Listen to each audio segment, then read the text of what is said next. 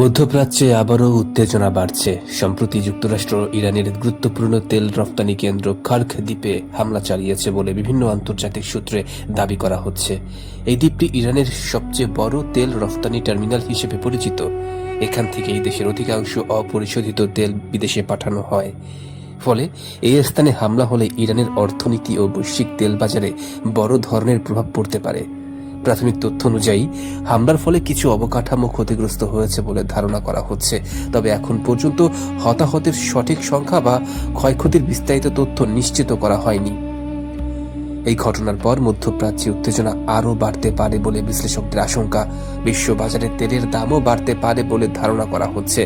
এদিকে ইরান এ হামলার তীব্র নিন্দা জানিয়েছে এবং পরিস্থিতি ঘনিষ্ঠভাবে পর্যবেক্ষণ করছে বলে জানিয়েছে। আন্তর্জাতিক মহলও ঘটনাটি নিয়ে উদ্বেগ প্রকাশ করেছে এবং দ্রুত উত্তেজনা কমানোর আহ্বান জানিয়েছে।